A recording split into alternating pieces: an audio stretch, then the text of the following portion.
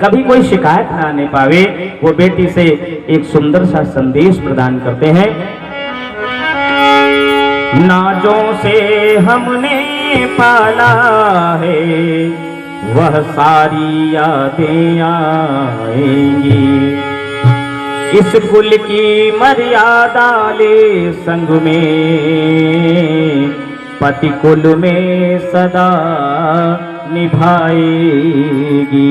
आज तक तुम्हारी मातृ कुल में जो कुछ भी ज्ञान दिया गया हो, शिक्षा दी गई हो, संस्कार दिए गए हो, ये इस घर की मर्यादा को, अब उस घर की मर्यादा का ध्यान रखना। इसकी घर की मर्यादा तो तुमने निभा लिया, अब उस घर की मर्यादा को निभा लेना।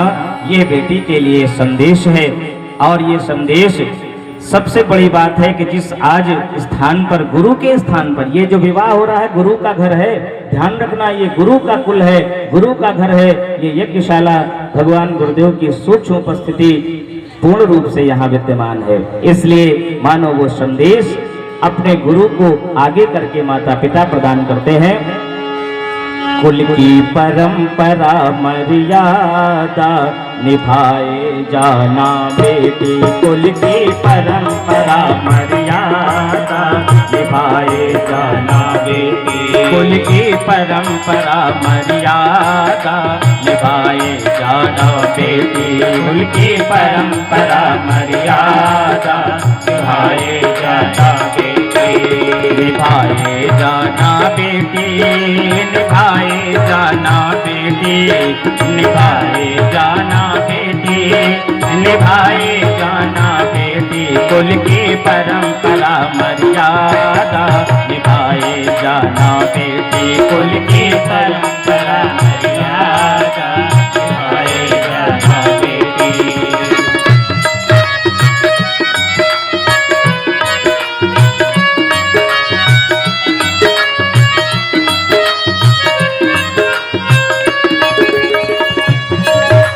सास ससुर घर जाना बेटी का फर्ज निभाना, तुम सास ससुर घर जाना बेटी का फर्ज निभाना, तुम सास ससुर घर जाना बेटी का फर्ज निभाना। मिलेगा माता पिता सा प्यार निभाए जाना बेटी, मिलेगा माता पिता सा प्यार निभाए जाना बेटी, कुल की परंपरा मर्यादा निभाए जाना बेटी, कुल की परंपरा मर्यादा निभाए जाना बेटी।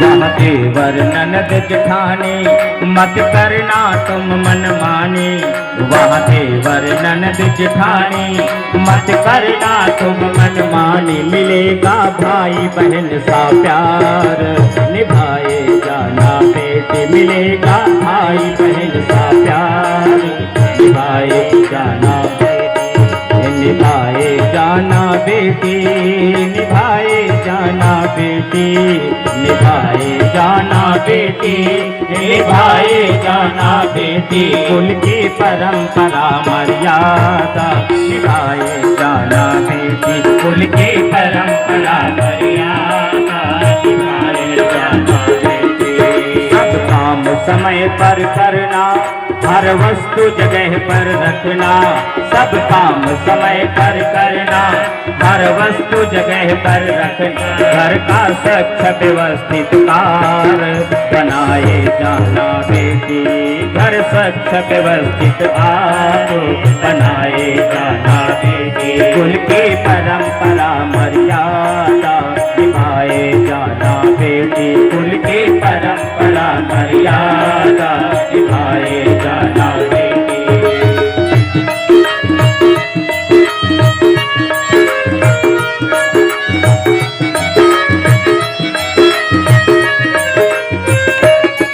पति संग तुमको है जाना, पतिव्रत का धर्म निभाना, पति संग तुमको है जाना, पतिव्रत का धर्म निभाना। रखना सुख दुख में भी साथ निभाए जाना बेटी, रखना सुख दुख में भी साथ, निभाए जाना बेटी कुल की परंपरा मर्यादा, निभाए जाना बेटी कुल की परंपरा मर्यादा, निभाए जाना बेटी, निभाए जाना बेटी, निभाए जाना बेटी, निभाए जाना बेटी, निभाए जाना बेटी कुल की परंपरा मर्यादा, निभाए जाना बेटी कुल की परंपरा मर्यादा, निभाए जाना यह धर्म सार बतलाया, सुख होगा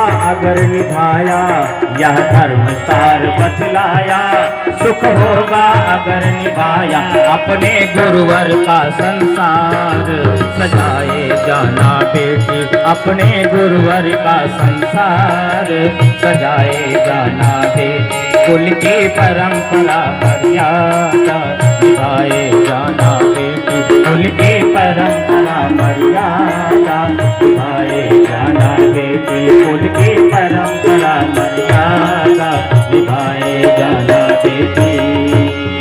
आज वो माता पिता अपनी बेटी को सुंदर सा संदेश इस मर्यादाकरण के साथ में मानो अपने घर की मर्यादा देते समय बेटी को भी अपनी मर्यादा का स्मरण कराते हैं कि बेटी इस कुल की मर्यादा, अब दोनों कुलों की मर्यादा आप ही हैं। इस घर से जाते समय और उस घर में प्रवेश करते समय अब दो कुलों की मर्यादा तुम्हारे हाथों में है। इसलिए मर्यादाकरण का जो ये क्रम है वो बहुत महत्वपूर्ण है, क्योंकि बड़ा सुंदर सा संदेश छुपा हुआ है। इस मर्यादाकरण के क्रम को संपन्न करने के साथ अब इसके बाद महत्वपूर्ण विवाह संस्कार का क्रम, जिसे पाणी ग्रहण संस्कार कहा जाता है।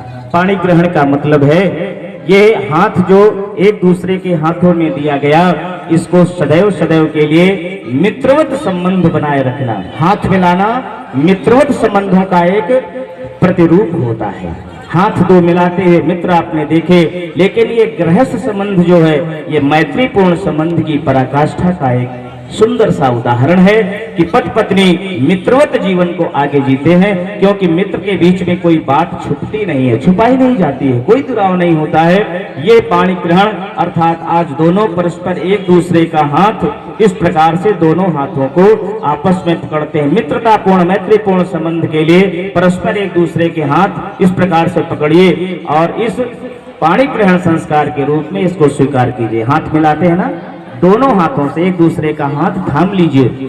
ओम यदैषि मनसा दूरम दिशो न पावानो वा हिरण्य पर्वो वैकरणं सत्वा मनसना मनसा करोतु असो। बस अब इसके बाद में ग्रंथ बंधन, दो शरीर एक प्राण हो जाएं। जो गांठ जोड़ने का विधान है, अलग अलग जगहों पर अलग अलग परंपराएं हैं, लेकिन जो ऋषि परंपरा हमारी कहती है वो विवाह संस्कार में ग्रंथ बंधन का क्रम आता है, गांठ जोड़ी जाती है। बेटी के जो भी उपवस्त्र होते हैं, अंगवस्त्र होते हैं, वह ऊपर से ओढ़े जाने वाले चुनरी या जो दुपट्टा है अंगवस्त्र, उसमें रखी जाने वाली कुछ चीजें हैं, सुपारी, अक्षत, पुष्प, दूर्वा, द्रव्य, ऐसे 5 चीजें रखी जाती हैं और गांठ लगाई जाती है, गांठ जोड़ी जाती है। इस ग्रंथ बंधन का जो तात्पर्य है, ये आज से जीवन में गांठ के सहारे जोड़ा जा रहा है, लेकिन जीवन में ये जो गांठ है ये ऊपर से दिखाई पड़ेगी और जब चाहे तो खुल जाएगी, लेकिन जीवन में मनों में कभी गांठ नहीं पड़नी चाहिए। मानो ये संदेश ये है कि हम दोनों जुड़ने के लिए गांठ लगा रहे हैं, लेकिन हम दोनों के जीवन में कभी कोई गांठ न पड़े, हमारे जीवन में विचारों की कोई गांठ न पड़े, हमारे जीवन के कर्मों की कोई गांठ न पड़े। इसलिए ये बाह्य रूप से जो ग्रंथि है ये तो खुल जाएगी, लेकिन हमारे मन विचार में कभी कोई ग्रंथि न आने पावे। आज से हम दोनों शरीर तो अलग अलग दिखें, लेकिन दोनों के विचार, दोनों की आत्मा एक हो, पता ही न चले कि किसने क्या चाहा, दोनों की एक चाह है। एक रास्ते पर चलने के लिए हम दो पथिक एक रास्ते के चलने वाले बन जाएं, यही है ग्रंथि बंधन का उद्देश्य। और दोनों के जीवन में कभी वैचारिक ग्रंथि न हो, ये ग्रंथि बंधन संपन्न करेंगे दोनों पक्षों से। ओम समं जंतु विश्वे देवा समानो हृदयानिनौ सम्मातरिस्त्वा संदाधातु समुद्रे स्थित धातु नौ।